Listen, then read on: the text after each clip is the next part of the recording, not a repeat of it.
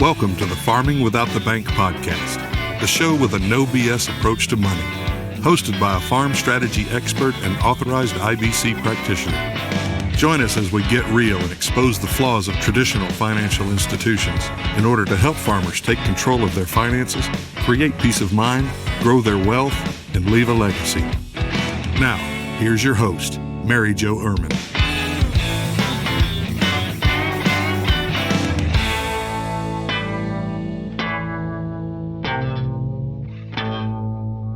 Hello, and welcome back to the podcast. Thank you very much for being here. I appreciate it. I got an email last week from a listener, and the email started, hello. I love it. So today I want to talk about something I ran into while I was gone last week.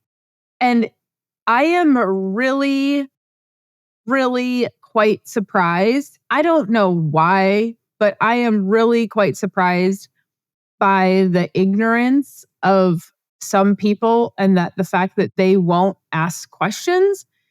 And I suppose I could be nicer about that when I say it, but I try very hard to ask people questions instead of make assumptions. And I was actually listening to a podcast this morning from Rebecca Undum, and she has the, let me look. I forgot the name of her podcast.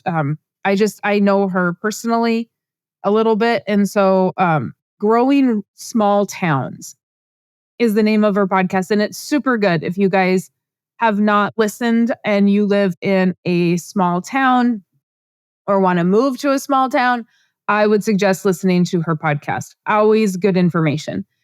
But her podcast resonated with me this morning because of what I ran into last week. And it seems like the agriculture communities, the small states, people do not know people, but they don't want to ask questions.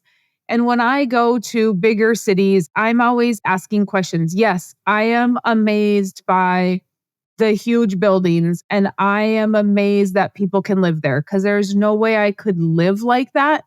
But I ask, how do you live like this? Like, do you not feel claustrophobic? Like, I want to understand how people can live in a skyrise apartment. I want to understand how people can live with sirens going nonstop. Like, I don't even really love to visit those places, much less live there. But it's a question that we're asking. And I came across an individual this week that sells life insurance. So he's a life insurance agent. And it was super interesting when we were talking about just how we do business and who we help. And he was talking about some strategies that I 100% do not agree with. And I said, well, that might work in that situation because there are situations where things may work, but probably more risk than what Mary Jo was going to take. Because you guys all know, if you've listened for any length of time, I am extremely conservative in my risk taking, which is why I love infinite banking, because there is no risk of the market. I have very little to no risk. And so I was like, well, that's pretty risky. That's not something I would do for my clients because they're farmers. And I'm going to pause here because the ignorance that came out of this guy's mouth was utterly amazing to me. And he said, well, this is perfect for them. I said, no, it's not. He goes, well, they don't have any debt. That farm is paid for. And I said, what? He said, they all have their farms paid for. Like 3 generations ago, they were paid for. And I was so dumbfounded by that comment that I had to take a minute to respond because what? Like, where do I begin to educate if he even cares to be educated? Because the comment is so ignorant with zero question. So he had such a statement and ponderous and arrogance about himself that I was like, wow, like, do I even educate?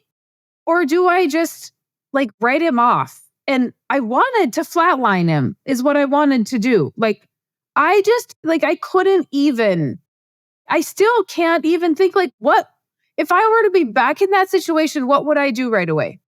Besides like lay him flat on the ground because it was so stupid. And I said, what are you talking about? These people do not have farms paid for. I said, they buy it every generation. The next generation buys it from the previous generation because there's no retirement plan. And then he had nothing to say. Nothing, which should have drummed up a question.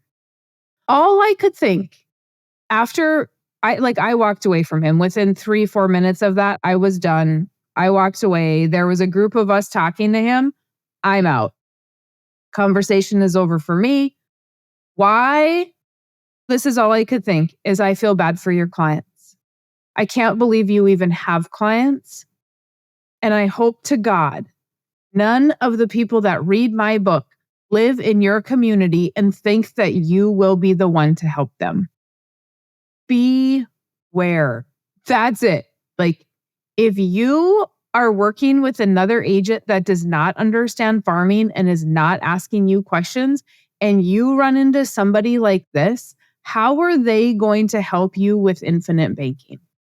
They are so ignorant and so aggressive.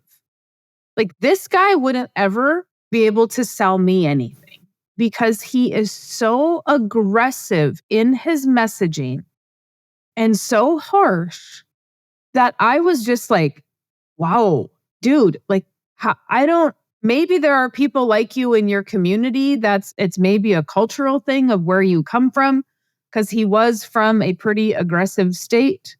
I have clients from his states, and that does not, like, those clients are the sweetest, nicest people on the planet.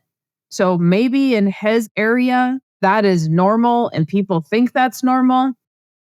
But when you are out in the big wide world, you can't act like that. Like, why are you not asking questions? Which brings me back to Rebecca's podcast, which I may have Rebecca on as a guest. And I don't do that often, have guests on that are not clients, that don't understand what I do, because I'm always here to help. But I think that her message was important. She was out of town. She was at a speaking engagement, and they were making fun of her because she was from North Dakota. Things like, hey, did you fly here? Like, I don't know how Rebecca handled that. My comment would have been, no, you dumb, you know what? I walked. Like, I started a couple of months ago, or I hitchhiked, or, we don't even really have cars. We still have horses and buggies. And so that's how we do things. And so occasionally, it's not often, but occasionally I will run into that if I am in an area where people are like, I don't even know where North Dakota is. And they may not have a horrible comment like that. Like, I haven't run into her kind of comments in a really long time, but I fire back with just as stupid comments to them.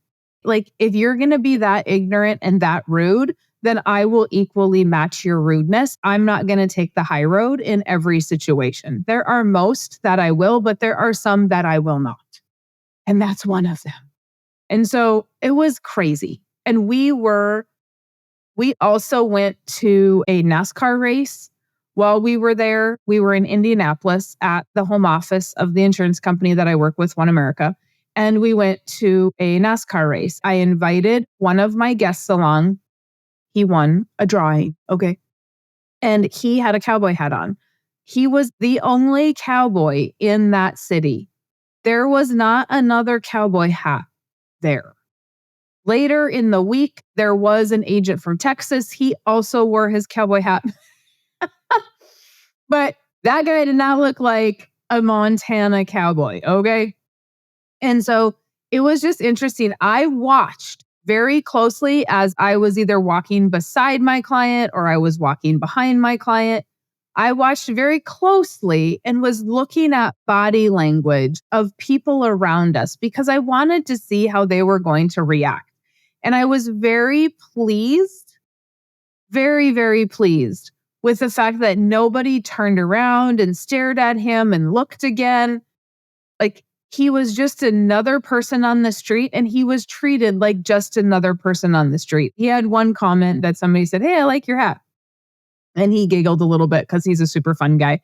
And so that was very nice to see, because that is not what I expected. When I saw him walk in with his cowboy hat on, I thought, oh boy, this is going to be interesting. Like, we're going to be good at NASCAR, right?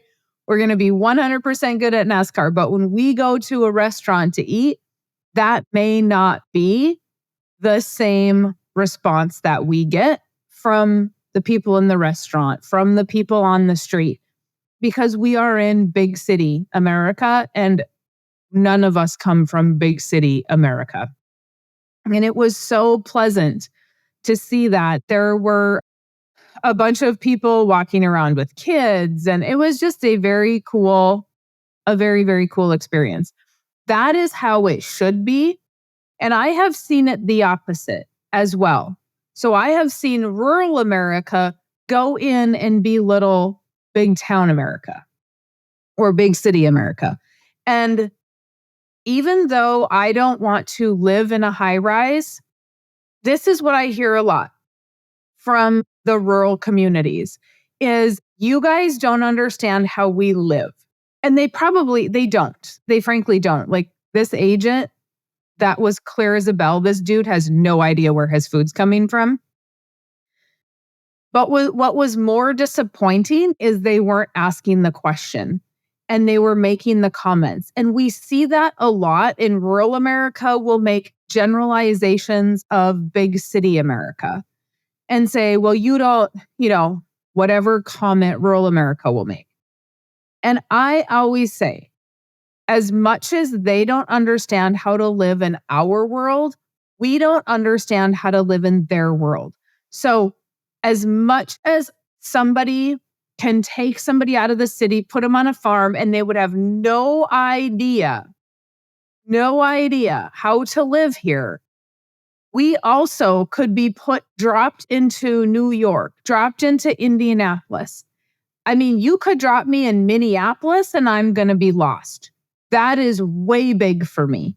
And so I am not going to know. Like, I am going to be freaked out about a lot of stuff. It is no different than in past podcasts when I have gone south. You can take me from the north and put me in the south, and I am scared. I do not know my environment. I do not know what to trust. It is human nature. The question becomes, are we going to ask questions and try to understand each other? Or are we going to just belittle each other along the way and just continue to create this feud, when in fact we are all people and we are all alike? And so we can disagree on many accounts. I have many, many people that I disagree with, but guess what? We're still friends. We can still get along. We don't have to be screaming and yelling at each other.